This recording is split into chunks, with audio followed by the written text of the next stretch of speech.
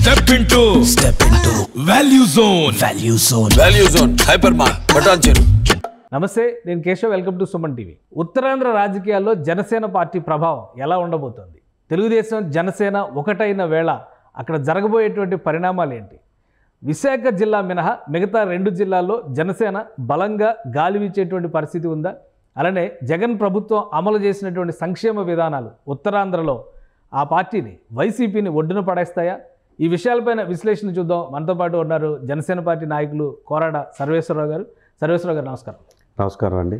సర్వేశ్వరరావు గారు, గతంలో మీరు ఎలక్షన్స్లో కంటెస్ట్ చేశారు. శ్రీకాకుళం జిల్లా నుంచి, శ్రీకాకుళం టౌన్ కాన్స్టిట్యున్సీ నుంచి. గత 5 ఏళ్ల పరిపాలన విషయంలో పదే పదే జరిగినటువంటి చర్చ, ఉత్తరాంధ్రకి రాజధాని వస్తుంది, అభివృద్ధి వస్తుంది, అలానే సంక్షేమ పథకాలు, వెనకబడి ఉన్నటువంటి ఉత్తరాంధ్ర ప్రాంతానికి సంక్షేమాన్ని ప్రత్యేకంగా జగన్మోహన్ రెడ్డి గారి ప్రభుత్వం అమలు చేసింది. దీనిపైన పబ్లిక్ రియాక్షన్ ఎలా ఉంది? జనసేన పార్టీ ఆయా ప్రాంతాల్లో ఏ విధంగా ప్రభావం చూపిస్తుంది? ముందుగా మీకు నూతన సంవత్సర శుభాకాంక్షలు. అలాగే నా వైపు నుంచి, మా జనసేన పార్టీ వైపు నుంచి, ఈ సుమన్ టీవీ యాజమాన్యాన్ని కూడా నూతన సంవత్సర శుభాకాంక్షలు తెలియజేస్తున్నానండి. ఇప్పుడు జగన్మోహన్ రెడ్డి గారు అతని రాజకీయ ప్రస్థానం ఎక్కడి నుంచి మొదలైందో ఆంధ్రప్రదేశ్ వ్యక్తులకే కాకుండా గ్లోబల్గా ఉన్నటువంటి ప్రతి తెలుగు వాళ్ళకి కూడా తెలుసు. ఒక కాంగ్రెస్ పార్టీ నుంచి కొన్ని రకాల కారణాల దృష్ట్యా, ఒత్తిళ్ళ వల్ల పర్సనల్ లైఫ్ డిస్టర్బెన్స్ అయిన తర్వాత స్వతహాగా ప్రజల్లోకి ఐ థింక్ 2014 ముందే బయటకు వచ్చి, వాళ్ళ నాన్నగారు చనిపోయిన తర్వాత ఓదార్పు యాత్రలతో ప్రజల దగ్గరికి వెళ్ళి 2014లో రాష్ట్రం విడిపోయిన తర్వాత ఆయన పోటీ చేసినప్పుడు కూడా ఒక 56 సీట్లతో దీంతో ప్రతిపక్షంలో నిలబడ్డారు. ఆ తర్వాత అసెంబ్లీని కూడా బాయ్కట్ చేస్తూ రాజకీయాల్లోకి వచ్చి ప్రత్యేకంగా ప్రజలతోనే నేను గలుపుతానని పాదయాత్రతో ప్రజలకు మమేకమై, నేనున్నాను, నేను విన్నాను, మీ కష్టాలన్నీ తెలుసని చెప్పి అన్నీ తిరిగి చివరికి ఆయన ఏం చేశారంటే సంక్షేమమే పరమావధి అన్నట్టుగా ఆయన సంక్షేమ పథకాలు పెట్టారు. ఆ సంక్షేమ పథకాలతోనే ప్రజలు మెచ్చి అధికారంలోకి వచ్చారని మనకు అర్థమవుతున్నది. అయితే అట్ ద సేమ్ టైం ఏ రాష్ట్ర ప్రభుత్వం అయినా కానీ, ఎటువంటి ప్రజాస్వామ్యం తాలూకు ఆకాంక్ష చేకూర్చే వ్యక్తులైనా కానీ, అంత పెద్ద మ్యాండేట్తో గెలిచిన వ్యక్తి సంక్షేమం పేరుతో మిగతా విషయాల మీద ఏ రకంగా నెగ్లెక్ట్ చేశారన్నది అందరికీ తెలిసింది. అది నేను చెప్పాల్సిన అవసరం లేదు. 3 రాజధానులు అన్నారు. మరి ఎలక్షన్ రాకముందు ఆ 3 రాజధానుల విషయం ఆయన ప్రస్తావించలేదు. రాజధాని అమరావతిని అసెంబ్లీ సాక్షిగా కట్టుబడి ఉన్నామని ఈనాడు మినిస్టర్స్గా ఉన్నటువంటి ప్రతిపక్ష వైసీపీ ఎమ్మెల్యేస్ అందరూ కూడా అమరావతి రాజధాని అని చెప్పడం జరిగింది. అంటే అధికారం వచ్చిన తర్వాత ఆయన చేసిన సంక్షేమాన్ని తప్పట్లేదు ఎవరు కూడాను. అట్ ద సేమ్ టైం కొన్ని రకాల స్టాండర్డ్స్ అనేవి ప్రతి రాష్ట్రానికి ఉంటుంది. మీ క్యాపిటల్ ఎక్కడనేటప్పుడు చెప్పుకోదగిన విధంగా ఉండాలి. మరి 3 రాజధానులు అన్నారు, అది ఇంప్లిమెంట్ చేయాలి కదా. సరే, విశాఖపట్నంలో రాజధాని వచ్చేస్తే ఉత్తరాంధ్ర మొత్తం బాగుపడిపోతుంది. 3 ప్రాంతాలు అభివృద్ధి చెందాలంటే 3 రాజధానులు, ప్రాంతీయ వైషమ్యాలు రూపుమాపుతున్నాం అని చెప్పి అంటున్నారు కదా, ప్రభుత్వం చెప్పింది కదా క్లియర్గా. మరి అదైనా ఇంప్లిమెంట్ చేస్తే సంవట్ వైసీపీ మళ్ళీ ఎందుకు అధికారంలో రాదు అని మీరు అడిగినా మా మాటలు చెప్పడానికి కొద్దిగా అవకాశం లేకుండా అడ్డుపడుతున్నారు కదా, విపక్షాలే అడ్డుపడుతున్నాయి కదా అమలు చేయండి. మీరు అందరూ కోఆపరేట్ చేస్తే ఈ పాటికి అమలు చేసి ఉండేవాళ్ళు కదా. విపక్షాలు అడ్డుపడడం అనేది, వాళ్ళ అధికారంలో ఉన్నా మేము ప్రతిపక్షంలో ఉన్నా, ప్రజలకి నిజంగా అన్ని రకాలుగా ఉపయోగం జరిగే సమస్య మీద ఇంప్రూవ్మెంట్స్ కోసం ఆర్గ్యూ చేస్తారు తప్ప, తీసుకున్న నిర్ణయాన్ని ఇది తప్పు, మీరు చేయడానికి వీల్లేదని ఎవడూ ప్రొటెస్ట్ చేయడు. మీరు నిర్ణయం తీసుకున్నారు, తీసుకుందని కట్టుబడి ఉండాలి. వైజాగ్లో రాజధాని అన్నారు, రుషికొండని దవ్వేసి అక్కడ ఏదో కట్టారు. కట్టిన తర్వాత సంక్రాంతి అదే దసరాకు వస్తారు, దీపావళికి వస్తారు, దానికి వస్తారు, దీనికి వస్తారని చెప్పడమే జరిగింది తప్ప ఇంక 2 నెలలు ఎన్నికలు ఉన్నాయి. మరేమి ఇంతవరకు అది ఇంప్లిమెంట్ చేసుకోలేకపోయారు. మళ్ళీ కోర్టుల్లోకి వెళ్ళిపోయిందన్నారు. అంటే మీరు ముందే ఆ క్లియరెన్స్ అన్ని తీసుకోవాలి. ఇది ప్రజలకు మభ్యపెట్టే కార్యాచరణ. ఒకసారి అధికారం కుర్చీ దాహం. ఇప్పుడు ఋషికొండలో నిర్మాణాలు చేస్తేనేమో చేశారంటారు, చేయకపోతేనే చేయలేదంటారు. ఇప్పుడు నిర్మాణాలు రెడీగా ఉన్నాయి, సీఎంఓ డిసైడ్ అయితే ఇమీడియట్గా వెళ్ళొచ్చు. కోర్టు కేసులే కదా అడ్డం. మొన్న కూడా హైకోర్టు చెప్పింది కదా చాలా క్లియర్గా. హైకోర్టు చెప్పినాకే జగన్మోహన్ రెడ్డి ఆగిపోయారు. రాజకీయంగా ఈ కేసుల పరంపర కనుక లేకపోతే ఈ పార్టీకి విశాఖపట్నం కేంద్రంగా వైసీపీ జగన్మోహన్ రెడ్డి పరిపాలన ప్రారంభించేవాడు కదా. అదే కదా వైసీపీ నాయకులు పదే చెప్తుంది. దాన్ని విపక్షాలు అడ్డుకున్నట్టుగా ట్రీట్ చేయడానికి అవకాశం అది కుదరదు సార్. విపక్షాలు అడ్డుపడడం అంటే ఏంటి? అక్కడ అసెంబ్లీ పెట్టుకుంటే వీళ్ళందరూ లోపల చొరబడిపోయి ఆపేయడం అంటే అది అడ్డుకోవడం అండి. వాళ్ళు దాని మీద ఆ క్యాపిటల్ కట్టడం వల్ల వచ్చే ప్రయోజనాలు ఏంటో ప్రజలకు చెప్పాలి సార్. ఈ క్యాపిటల్ ఇక్కడ ఉండడం వల్ల నీ తలసరి ఆదాయం పెరుగుతుంది, పలానా షిప్పింగ్ కార్పొరేషన్స్లు ఉన్నాయి కదా, ఇవి 1, 2, 3 చేస్తాము, లేదంటే 5,000 మందికి ఉపాధి కాదు వైజాగ్లో అని క్యాపిటల్ చెప్పమనండి. పెడితే ఉత్తరాంధ్ర ప్రయోజనం లేదంటారా? వైసీపీ నాయకులు చెప్తుంది ఏంటంటే రాజధాని అంటే అక్కడికి ఎక్కడికో వెళ్ళాల్సిన అవసరం లేదు, ఇక్కడ నుంచే పరిపాలన జరుగుతుంది కాబట్టి వెనకబడిన ప్రాంతాలు అభివృద్ధి చెందుతాయి, విశాఖ విజయనగరం ఆ బార్డర్ ఏరియాలోకే రాజధాని వస్తుంది కాబట్టి శ్రీకాకుళం కూడా దగ్గర అవుద్ది అంటారు. మీ ఉత్తరాంధ్ర వాసులు ఎవరికి అది ఇష్టం లేదా? చిచి అలాగే ఇప్పుడు ఎవరు ఊహించరు, దాని మీద ఎవరు ఇప్పుడే అంత ఎర్లీగా ఎవరు కూడా దాని మీద ఎటువంటి కామెంట్స్ కూడా చేయలేరు. ఒక రాజధాని వస్తున్నప్పుడు కడతామనేటప్పుడు మంచిదే, ద్వారా కలిగే ప్రయోజనాలు కూడా చెప్పాల్సిన బాధ్యత అధికార ప్రభుత్వానికి ఉంది. ఆ విషయం ఎవరికీ తెలియదు. ఇది వస్తే ఇది జరిగిపోతుందని చెప్తే ఎలా అవుతుందండి? మొన్న మీరు దావోస్కి వెళ్ళారు, అక్కడ మీరు చూశారు ఇండస్ట్రియల్ సమిట్, పెద్ద పెద్ద ఎంటర్ప్రైనర్స్ అందరూ వచ్చారు. అక్కడ నుంచి వచ్చి అసెంబ్లీలో తెచ్చిన ఎంఓయూస్ ఏంటండి? అంటే రాజధాని కూడా ఎలాగైనా ఒబ్బట్లకి అప్పడాలకి ఈ ఎంఓయూలు చెప్తారు అక్కడ కూడాను, ఇవి పెట్టుకొని చుట్టుపక్కల అసెంబ్లీకి వచ్చే వాళ్ళందరూ తింటారు, దీని ద్వారా ఉపాధి వచ్చిందని చెప్తారా? అది కాదు కదా సార్. సమగ్రంగా ఒక వ్యక్తి తాలూకా పెర్ క్యాపిటల్ ఇన్కమ్ కానీ, ఉద్యోగ కల్పన కానీ, ఏ రకంగా మౌలికంగా అక్కడ ఉన్నటువంటి నిరుద్యోగులకు కానీ, లేదు అక్కడ నివసిస్తున్న ప్రజలకు కానీ ఉపకారాలు కానీ, ఉపాధి కానీ, ఆర్థిక పరపతి కానీ ఏ ప్రయోజనాలు చేకూర్చి మీరు చేస్తారని చెప్పదలచాలి. మీరు రాజధాని కట్టుకోండి, ఎవరు కాదనరు, అది ప్రజలు తీర్పిస్తారు, అది కరెక్టా కాదనేది. అది డిక్లేర్ చేయలేదు, ఒట్టి నోటి మాటలకే పరిమితమైంది. అది ప్రతిపక్షం తాలూకు డిమాండ్ అండి. అంతేకాని మీరు చెప్పిన దానికి మీరు కేసు వేసారు అదేసారు కాదండి. అక్కడ గ్రీన్ ట్రిబ్యునల్లో ఉందండి, అది అవునా కదండి, పచ్చని ఏరియా అండి. సో ఎవరైనా వేయచ్చు, అది రాజకీయ నాయకుడే కాదు సార్, సామాన్య ప్రజానికి కూడా పిలిచి Janasena party Vizag corporator Janasena party అక్కడ యాదవ్ గారు వేసారు ఎర్రమట్టి దెబ్బలు అని చెప్పేసి ఎన్నో సంవత్సరాల నుంచి అది ఆ చుట్టుపక్కల ఇప్పుడు అరకు కానీ ఆ ఏరియాలో ఎక్కడ దేశం అంటే ప్రపంచంలోనే ఐ థింక్ 3rd ప్లేస్ ఇది, ఈ రకంగా ఎర్రమట్టి దెబ్బలు ఉన్నటువంటి సుందరమైన ప్రదేశం. వాటిని కూడా తోడేస్తున్నారు సార్ వీళ్ళు. మీరు చూడలేదండి టీవీ ఛానల్స్లో వాటిలో చూసారు కదా, లారీలు అవి ఇవి ఎలా ఇల్లు వస్తున్నాయి. అంటే మీరు ఒక నిర్మాణం పేరుతో దాని వెనుక చెప్పకుండా చేస్తున్నట్టు అఘాయిత్యాలు బోల్డ్ ఉన్నాయి. ఇది ప్రతిపక్ష వాదనండి. ఆ ప్రజలు దీన్ని కన్సిడర్ చేస్తారా? ప్రజలు దీన్ని ఎలక్షన్ పాయింట్ ఆఫ్ వ్యూలో చూసి ఎలక్షన్ అంటే ఏంటి? గెలవడం, ఓడిపోవడం. ఎవరు బాగా చేశారు, ఎవరు బాగా చేయలేదు ఇది కాదు, ఎవరు మనకు నచ్చింది ఇచ్చారు, ఎవరు మనకు నచ్చింది చేశారు అనే దాని మీద జరిగేది. అంటే ప్రజలు మీరు చెప్పినట్టుగా గ్రీన్ ట్రిబ్యునల్ కేసుల్ని, రాజధాని తీసుకురాలేకపోయారు అనేటువంటి వాదనల్ని, లేదా అభివృద్ధి అప్పడాల కంపెనీలు అగ్రిమెంట్లు ఏవైతే ఏంటి చేసాం మేమని చెప్తున్నారు కదా, వాటిని ప్రజలు కన్సిడర్ చేసి అధికారికంగా ఇప్పుడు ప్రభుత్వానికి వ్యతిరేకంగా ఓటు వేసే పరిస్థితి ఉందా? ఉంటుంది డెఫినెట్గా. మీరు జగన్మోహన్ రెడ్డి గారు అధికారంలో రానప్పుడు ఉన్నటువంటి ప్రభుత్వం ఏంటి సార్? తెలుగుదేశం ప్రభుత్వం. తెలుగుదేశం ప్రభుత్వం ఆ రోజు అధికారాన్ని ఎలా కోల్పోయింది సార్? సాక్షాత్తు తెలుగుదేశం ప్రభుత్వం చేసినటువంటి కొన్ని తప్పిదాల మీద పవన్ కళ్యాణ్ గారే మొట్టమొదటిసారిగా మంగళగిరిలో గలమెత్తి మాట్లాడింది ఆయనేనండి. మాట్లాడిన తర్వాత చంద్రబాబు నాయుడు గారు పిలిపించి సరిచేసుకున్నారు సార్ కొన్ని విషయాల మీద. అట్లాంటిది ఏమైనా జగన్మోహన్ రెడ్డి గారి ప్రభుత్వంలో కానీ, ఆయన సలహాదారులు కానీ, అధికారంలో కీలకంగా ఉన్న మంత్రులు కానీ ఎవరైనా కానీ వచ్చి ఒక్క విషయాన్ని రండి చర్చిద్దామని ఏ రోజున పిలిచిన దాఖలాలు ఉన్నాయండి? ప్రశ్నిస్తే ఏదో ఒక రూపేణ వాళ్ళని హింసపెట్టడం, అధికారం చేజారిపోతుందనే బాధతోని ప్రలోభాలు, లేదంటే మీరు చూస్తూనే ఉన్నారు, లేదంటే కుల రాజకీయాలకి తెరదించడం, లేదంటే అతని వ్యక్తిగత జీవితం మీద కామెంట్ చేయడం, ఇదే పరిపాటి అయిపోయింది వాళ్ళకి. ఇదంతా మనం చూస్తున్నాం. మార్పు ఎప్పుడు వస్తుందనంటే రాజ్యాంగం చెప్పిందే, నేను చెప్పింది ఏం కాదు సార్. అది ఒక ప్రజాస్వామ్య వ్యవస్థ బలమైందని చెప్పాలంటే తరచూ వ్యక్తులు మారుతుండాలి, మిగతావన్నీ ఎలాగొనిందండి. ఇప్పుడు రాజధాని విషయంలో అయితే ఆంధ్రప్రదేశ్కి అన్యాయం జరిగింది. ఇది మీరు ఒప్పుకోకపోయినా ప్రజలు 2024లో వాళ్ళు ఓటైన 5 ద్వారా తీర్పిస్తారు. అందులో ఆ రోజైనా మళ్ళీ కలుస్తాం మనం. ఉత్తరాంధ్ర ప్రజల మనోభావాలు ఎలా ఉన్నాయి మీ శ్రీకాకుళం జిల్లాలో? పర్టికులర్గా మీ శ్రీకాకుళం జిల్లా పరిస్థితి ఏంటి? మీ కాన్స్టిట్యున్సీ పరిస్థితి ఏంటి? మీరు చెప్తున్నట్టుగా ప్రభుత్వ వ్యతిరేకత అనేది అంత బలంగా ఉందా? ఉంది సార్, డెఫినెట్గా ఉంది. ఎందువల్లంటే మాది అంపోలని చిన్న విలేజ్, అది మీకు అరసవల్లి అని ఒక పుణ్యక్షేత్రం ఉంది, అలాగే శ్రీకూర్మం అని, ఆ రెండింటి మధ్యలో గారమండలం అంటారు దానికి. మా గారమండలానికి తీసుకుందాం సార్.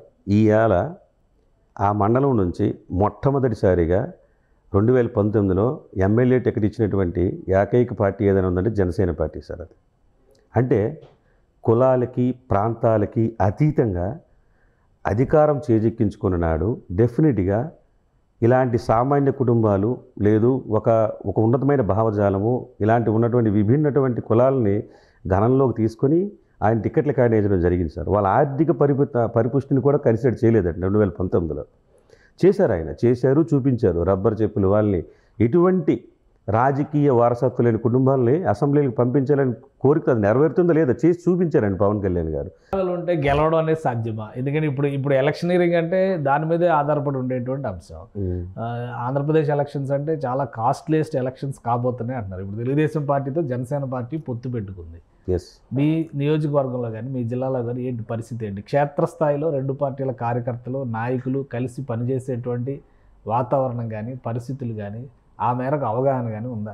ఉంది సార్, బాగానే ఉంది. మొన్న పవన్ కళ్యాణ్ గారు చంద్రబాబు నాయుడు గారు జైల్లో ఉంచి వచ్చిన తర్వాత మేము ఉమ్మడిగా ప్రయాణం చేస్తామని చెప్పడం జరిగింది. ఆ ఉమ్మడి ప్రయాణం అంటే చాలామంది కామెంట్స్ చేస్తే దానికి కూడా ఎక్స్ప్లెనేషన్ ఆయన ఇవ్వడం జరిగింది పలు సందర్భాల్లో. మేము తెలుగుదేశం వెనకాలేము, అలాగని తెలుగుదేశం ముందు లేదు, మేము కలిసి ప్రయాణం చేస్తున్నాం. ఆ వాడంబడిక ఏర్పడిన తర్వాతే అధ్యక్షులు పవన్ కళ్యాణ్ గారు అలాగే టీడీపీ అధ్యక్షులు చంద్రబాబు నాయుడు గారు తీసుకున్న ఉమ్మడి నిర్ణయం మేరకే కార్యకర్తలందరినీ కలిసి జర్నీ చేయాలనే ఉద్దేశంతో పవన్ కళ్యాణ్ సీఎం అనేటువంటి నినాదం కదా ఎక్కువ చెప్పింది. ఇప్పుడు ఈ కలయిక వలన ఆ నినాదం వెనక్కిపోయింది అనేది కదా ఆవేదన. పైగా కొన్ని సామాజిక వర్గాలు ప్రధానంగా పవన్ కళ్యాణ్ సామాజిక వర్గం నుంచి తీవ్ర వ్యతిరేకత ఉందని ప్రచారం జరుగుతుంది. అది ఒక రకంగా చెప్పాలంటే too early to talk about it. కారణం ఏంటంటే ఒక ఉమ్మడి జర్నీ చేసేటప్పుడు ముందు మనం కలిసి గెలవాలి సార్. గెలిచిన తర్వాత ఆ విషయాల మీద మాట్లాడాల్సింది నేను కాదు సార్. ఎందువల్లంటే మా పార్టీ కాదు, తెలుగుదేశం కలిసి వెళ్ళే క్రమంలో సమాన ప్రాధాన్యం కానీ సమాన ప్రాతినిధ్యం కానీ ఇవ్వట్లేదు, ఆ గౌరవం దక్కట్లేదు అని కూడా విమర్శలు వస్తున్నాయి. దాన్ని ఎలా మీరు ప్రజల్లో కానీ జనసేన కార్యకర్తల్లో కానీ దాన్ని ఎలాగ ఆన్సర్ చేస్తారు, ఎలా జస్టిఫై చేసుకుంటారు? అంటే ఇప్పుడు నేను ఒకటి అడుగుతాను సార్.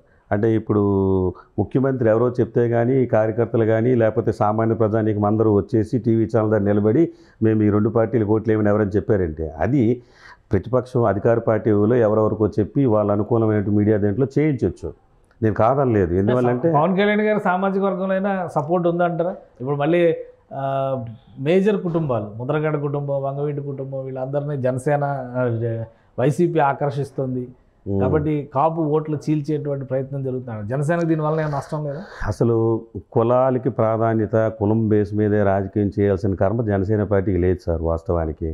కానీ నేనున్నాను, ఒక విషయం మీకు చెప్తాను, మీరు క్లియర్గా అండర్స్టాండ్ చేసుకోవాలి. కోరాడు సర్వేశ్వర అనే వ్యక్తి ఒక కళింగ వైశ్య సామాజిక వర్గానికి చెందిన వ్యక్తి. మాది శ్రీకాకుళం నియోజకవర్గం. నాకు టికెట్ ఇచ్చారంటే అది మీరు కొంచెం ఆలోచన చేయాలి. అది మైకుల ముందు లేదంటే అసభ్యంగా దానికోసం మాట్లాడే ఆలోచన మనం చేయకూడదు.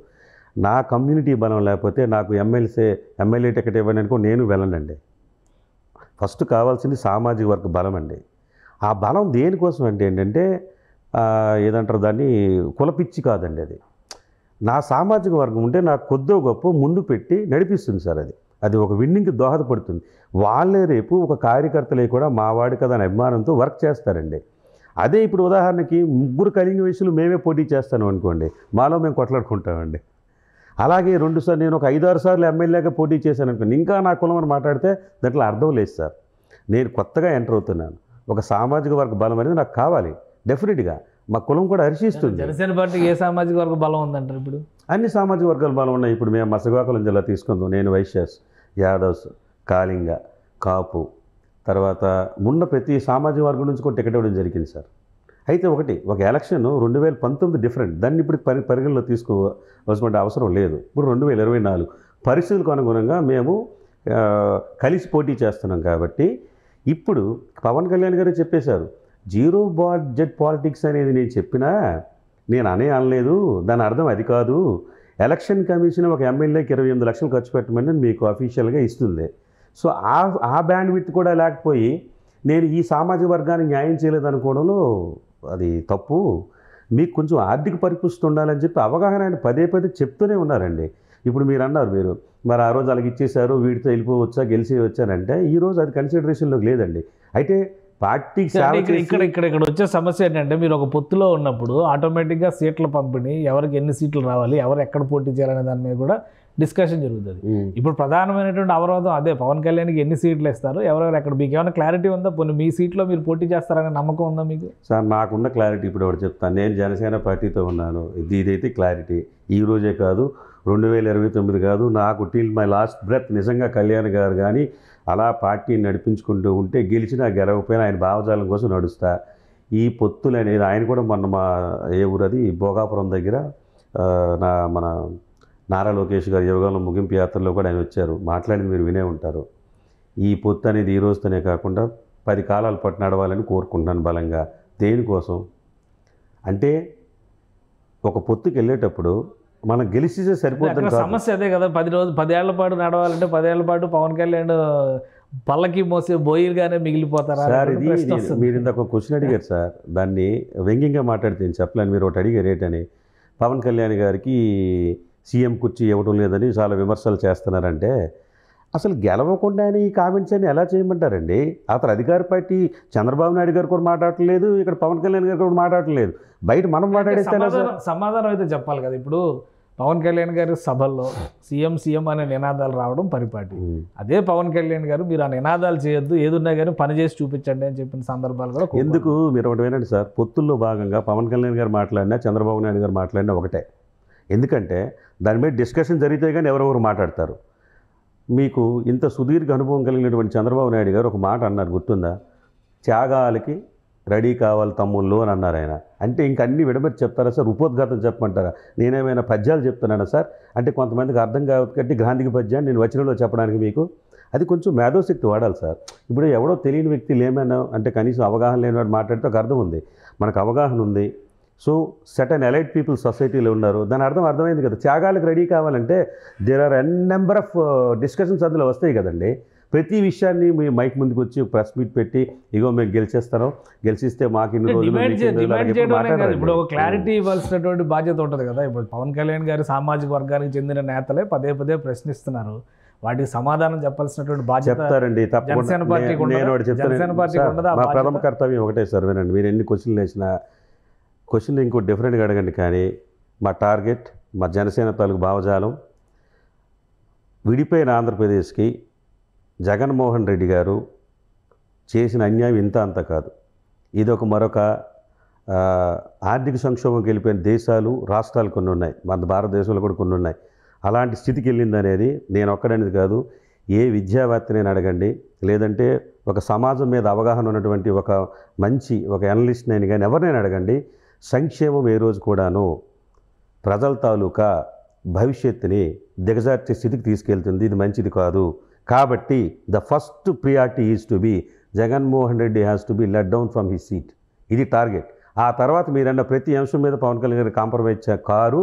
మీరు చూడండి, ఆయన పరివర్తన చెందినటువంటి ఆశ లేకపోతే ఇంకొకరికి ఎవరిలో గుర్తుపెట్టుకొని కక్ష సాధింపు చేయాలనేటువంటి దురాలోచన లేని వ్యక్తి అండి ఆయన. చాలామంది ట్రోలింగ్ చేశారు ఆయన మీద. ఇప్పుడు జగన్మోహన్ రెడ్డి గారు ఏ మీటింగ్లో పోయినండి ఆయన మాట్లాడేది ఏం మాట్లాడతాడు సార్? అది చాలా అసభ్యకరమైన పదజాలం. విషయం శ్రీకాకుళం జిల్లాలో కానీ ఇప్పుడు పదే పవన్ కళ్యాణ్ గారికి సంబంధించి జనసేన పార్టీ నాయకులు కూడా ఉద్దానం ఇష్యూ ఒకటి రేజ్ చేస్తూ ఉంటారు. ఉద్దానం ఇష్యూని పూర్తి స్థాయిగా అంటే గ్రాస్ రూట్ లెవెల్ నుంచి కూడా మేము అడ్రస్ చేసామని వైసీపీ అనౌన్స్ చేసింది. ముఖ్యమంత్రి వెళ్ళి అక్కడ ఒక medical college, research centre, kidney testing centre ఇవన్నీ కూడా ఓపెన్ చేశారు. దీన్ని మీరు ఏ విధంగా చూస్తారు? ఆ జిల్లాకు సంబంధించి రాజకీయంగా వాళ్ళు లబ్ధి పొందడానికి ఏదో మాట్లాడేసి అది క్వశ్చన్గా నన్ను అడిగితే, సార్ ఉద్దానం సమస్య ఎప్పుడు పుట్టింది, వైసీపీ పార్టీ ఎప్పుడు పుట్టింది సార్?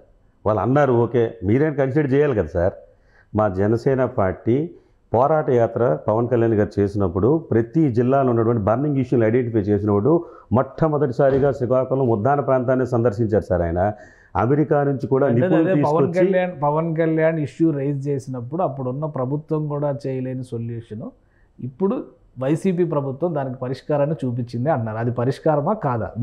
మీరే చెప్పండి సార్. పోనీ ఇప్పుడు నాకు తెలిసి ఇప్పుడు అక్కడ మొన్న ఏం పెట్టారు, కిడ్నీ రిలేటెడ్ది ఒక నెఫ్రాలజీ సెంటర్స్ అని, తర్వాత బెడ్డింగ్స్ అని, తర్వాత హిరమండల నుంచి వాటర్ తీసుకొచ్చి అది ప్యూరిఫికేషన్ ప్లాంట్ ఇవన్నీ పెట్టారు కదా సార్.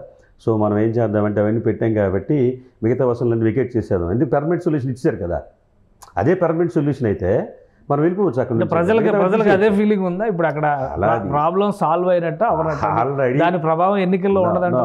ఒకటేనండి సార్, ఒక ఇష్యూకి రూట్ కాజ్లో వర్క్ చేయాలండి. ఇవాళ ఉద్దానం మీద చేసింది ఏంటంటే ఆల్రెడీ సఫరర్కి తీసుకొచ్చి అది ఇంక్రీజ్ కాకుండా దాన్ని రెడ్యూస్ చేయడానికి కొన్ని రకాల హాస్పిటాలిటీ ఇవన్నీ క్రియేట్ చేశారు. బట్ పర్మనెంట్ సొల్యూషన్ అది ఎలాగవుతుంది చెప్పండి? ఎవరినైనా అడగండి. రాజకీయ దురుద్దేశంతో మాట్లాడితే ఏం చెప్పలేరు, కానీ నిజంగా అక్కడ సమస్యకు ఒక సొల్యూషన్ ఇచ్చామనంటే అది కాదండి. దానికి పర్మనెంట్ సొల్యూషన్ కోసం ఇప్పటికీ 5-6 ప్రముఖ సంస్థలు సర్వే చేసాయి సార్. ఇప్పటికీ రూట్ కాజ్ ఐడెంటిఫై చేయలేదు సార్. ఆ రూట్ కాజ్ ఐడెంటిఫై చేసే దిశగా అహర్నిశలు కష్టపడాలి. కావాలంటే మీరు వెళ్ళి వివరాలు తెలుసుకోండి. ఆ తర్వాత రేపు నేను అడగండి. నాకు చాలా పెద్ద పెద్ద సంస్థలు వచ్చాయి, అమెరికన్ సంస్థలు కూడా వచ్చి రీసెర్చ్ చేసాయి. పర్మనెంట్ సొల్యూషన్ కోసం ఇంకా వాళ్ళకి ఐడెంటిఫై కాలేదు. అది వీళ్ళు కంటిన్యూగా దాని మీద ఎఫెక్ట్ పెట్టాలి. It could be continuous process. It may not be that నేను ఒక వాటర్ ప్లాంట్ పెట్టేశాను, నేను డాక్టర్స్ని అక్కడ తీసుకొచ్చి పెట్టేశాను, దానివల్ల ఈ సమస్య క్లియర్ అయిపోయిందని కాదు. సఫరర్కి రిలీఫ్ అంతే. ఇప్పుడు ఒక షుగర్ వ్యాధి వచ్చింది సార్, దాని రూట్ కాజ్లో కిల్ చేయాలి. లేదు అంటే ఉన్నదాన్ని తగ్గించుకోవాలి. అది పెరగకుండా ఉంటే లేదంటే నీ లైఫ్ స్పాన్ తగ్గిపోతుంది. అసలు ఆ టైప్ అనమాట ఇది. రైట్. ఉత్తరాంధ్రలో ఫైనల్గా ఉత్తరాంధ్రలో ఓటర్ నాడి ఏ అంశాలను బట్టి ఈసారి ఓటింగ్ వేయొచ్చు? జనసేన పార్టీ ఏం అంచనా వేస్తుంది దాని మీద? ఉత్తరాంధ్రలో అయితే రాష్ట్రం మొత్తం అనాలిసిస్ చేసే ఎక్స్పర్ట్ని కాదు. అక్కడ జిల్లాలతో నాకు అంత పెద్ద మమేకాలు లేవు. ఉత్తరాంధ్ర అనగానే మా బంధువులు, మా పిల్లల్ని, మేము మా తాలూకు వాళ్ళు అందరూ పక్కపక్క జిల్లాలకు ఇచ్చుకుంటాం కాబట్టి వాతావరణం ఎలాగుందంటే జగన్మోహన్ రెడ్డి గారు అన్యాయం చేశారని చెప్పడం కాదు. రాష్ట్రం అయితే తీరనటువంటి అప్పుల క్షోభలో పడిపోయి అభివృద్ధికి నోచుకోలేని పరిస్థితులు ఈ సంక్షేమం పేరుతో వెనుకబడిపోయింది. ఇది ఇలా కంటిన్యూ చేస్తే భవిష్యత్ తరాలకైతే చాలా కష్టం. ఒకప్పుడు వలసలు 100కి 60% ఉంటే కొద్ది కారణాల తర్వాత తగ్గాయి. ఇప్పుడు మళ్ళీ 60 కాస్త 70కి వెళ్ళిపోతుంది. ఇదైతే డ్యామ్ షూర్. సో దానివల్ల అర్ధరహితంగా ఇతని పాలన ఉండేటప్పుడు ఓటింగ్ని ఇన్ఫ్లుయెన్స్ చేస్తుందా? 100% ఓట్ ఇప్పుడు తెలుగుదేశం జనసేన కలిస్తే డెఫినెట్గా ఓట్ ట్రాన్స్ఫర్మేషన్ అనేది చాలా క్విక్గా ఫాస్ట్గా జరుగుతుంది. డెఫినెట్గా నేను అక్కడ ప్రజలతో కూడా తిరుగుతుంటాను, చాలామందితో చిట్ చాట్ చేస్తుంటాను, ఏంటి పరిస్థితి అని. వాళ్ళందరూ చెప్పింది తెల్లారి లెగిస్తే ఒకటి చెప్తాను నేనండి సార్. ఒక వ్యక్తిని ఒక ముసలామని అడిగాను నేను. వాళ్ళ అబ్బాయి టీచర్, నాకు తెలిసిన వ్యక్తే. జనరల్గా మాట్లాడతాం ఏంటి పరిస్థితి ఎలాగుంది, ఎవరికి ఓటేస్తావు నాయన అని అడిగాను నేను. అడిగితే జగన్మోహన్ రెడ్డి గారు తెల్లారింటికి వచ్చేసి తలుపు కొట్టి 3,000 ఇస్తున్నారమ్మా అన్నది. మరి నీ కొడుకు ఉద్యోగస్తుడు కదా, నీ కొడుకు ఆ మాత్రం సామాజిక బాధ్యత లేకపోవడం ఏంటి? వాడికి అన్నీ ఉన్నాయి సార్. 3,000 రూపాయలు తన తల్లి కోసం ఎందుకు ఇవ్వటం లేదు సార్? జగన్మోహన్ రెడ్డి 3,000 ఇస్తే తీసుకోవడం కాదు కదా, ఇస్తే తీసుకుంటారు కదా సార్ ఎవరైనా కానీ జనరల్గా చెప్పండి, అంతే కదా. ఎందుకంటే ప్రభుత్వం ఇస్తుంది కాబట్టి ప్రైవేట్ వ్యక్తి తీసుకో. అందరి మైండ్ సెట్ అదే కదా. నేను అడగండి అయితే ఓటు ఎవరికి వేస్తావేమో అన్నది. ఇంకెవరికి? హస్తం జగన్మోహన్ రెడ్డి గారికి అన్నది ఆవిడ. హస్తం జగన్మోహన్ రెడ్డి. సో చదువుకున్నవాడు, అవగాహన ఉన్న వాళ్ళకి ఆటోమేటిక్గా ఎవరికి ఇవ్వాలి ఏంటి అనేది వాళ్ళ ఇంట్లోంచి ఇచ్చిన సొమ్ము కాదని సంగతి తెలుసు, అంతే కదండి. అయితే ఈ కొద్దిగా సమాజంలో అసలు ఈ నిర్మాణం ఎలాగుంటుంది, అసలు వీళ్ళు అసెంబ్లీకి వెళ్ళి ఎలాంటి సమస్యల మీద మాట్లాడతారని తెలియని వాళ్ళు కూడా ఈ రోజుకి ఉన్నారు సార్ విలేజ్లో. వాళ్ళకి పాపం తెలియదు సార్. ఉత్తరాంధ్ర అంటే అదే కదా, వెనకబాటు, పదే వెనకబాటు అనేటువంటి మాట పడతాం. ఆ వెనకబాటు వర్గాలని ఈ ప్రభుత్వం సంక్షేమం పేరుతో ఆకట్టుకోవడానికి అవకాశం లేదా, ఆకట్టుకున్నారని అనుకోవడానికి అవకాశం లేదా? అదే ఆ ఓటింగ్ని క్రాస్ చేస్తూ జనసేన తెలుగుదేశం పొత్తులు వెళ్తే డెఫినెట్గా ఇంకా చాలా ఇండికేట్ చేయాలి అయితే ప్రజలు. చేస్తాం, డెఫినెట్గా జరుగుతుంది, చేస్తాము. క్షేత్రస్థాయిలో ఇంకా బలంగా కూడా దాని వివరణ కూడా తెలియజేస్తామండి. డెఫినెట్గా అది చెయ్యాలి. ఏ రాజకీయ పార్టీ అయినా ప్రాసెస్లో వెళ్ళేటప్పుడు ప్రతి ఎలక్షన్ కూడాను మనకు తెలిసిన వ్యక్తే. నువ్వు ఒకసారి ఓడిపోవచ్చు, మళ్ళీ రెండోసారి వెళ్ళాలి కదా వాళ్ళ దగ్గరికి. వెళ్ళకపోతే నువ్వు క్యాండిడేట్ వాళ్ళకి ఎలా తెలుస్తుంది, అసలు నీకు మీద అభిమానం ఎలా చూపిస్తాడు, ఓటు ఎలా వేస్తాడు. సో గెలిచినా వెళ్ళాలి, గెలవకపోయినా ప్రజల్లోకి వెళ్తుండాలి, ఎందుకు వెయ్యాలి కూడా చెప్పాలి నువ్వు. అది చెప్పినప్పుడు ఓట్ ట్రాన్స్ఫర్మేషన్ జరగదు, బలంగా చెప్పాలి. సో రెండు కలిసేటప్పుడు ఇంక బలం ఎక్కువవుతుందో తక్కువ మధ్య క్షేత్రస్థాయిలో రిలేషన్ దానికి ఆల్రెడీ తగినటువంటి స్టాండర్డ్స్ తీసుకున్నారు. కలిసాము, మేము వాళ్ళు కలిసి జర్నీ చేశాము, పబ్లిక్ తెలియజేశాము. జనసేన తెలుగుదేశం కలిసి పోటీ చేస్తుంది, వాళ్ళ కార్యకర్తలు మా కార్యకర్తలు కూడా ఆత్మీయ సమావేశాలు పెట్టుకున్నాము, ఉమ్మడిగా కార్యక్రమాలు చేస్తున్నాం, అన్నీ జరుగుతున్నాయి. మిగిలిందంతా ఓట్ ట్రాన్స్ఫర్మేషన్. ఈ మిగిలిన 90 days గట్టిగా కూర్చుంటే డెఫినెట్గా అదన్నీ కూడా మేము ఛేదిస్తామని మాకు గట్టి నమ్మకం. రైట్. థ్యాంక్ యూ సర్వేశ్వర గారు, మీ అభిప్రాయాలు తెలియజేసినందుకు. ఇది ఉత్తరాంధ్ర ప్రాంతంలో వెనుకబాటు అనేది చాలా కీలకమైనటువంటి అంశం. అయితే సంక్షేమం పేరుతో చేసేటువంటి అంశాలు ప్రజలపైన ప్రభావం చూపించే అవకాశం ఉంది. వాటి విషయంలో అభివృద్ధి లేమి అనేది సంక్షేమం చేసినా కానీ ఎన్ని రకాల ఇబ్బందులు తీసుకొస్తుందో ప్రజల్ని ఎడ్యుకేట్ చేయాల్సినటువంటి అవసరం ఉందని సర్వేశ్వరరావు గారు చెప్తున్నారు. మరోవైపు జనసేన తెలుగుదేశం పార్టీ క్షేత్రస్థాయిలో మరింత బలపడుతున్నటువంటి పరిస్థితి ఉంది కాబట్టి రెండు పార్టీలు కలిసికట్టుగా ప్రజల దగ్గరికి వెళ్తే గెలుపు తమదే అని చెప్తున్నారు. ఇది స్పెషల్ డిస్కషన్. Keep watching.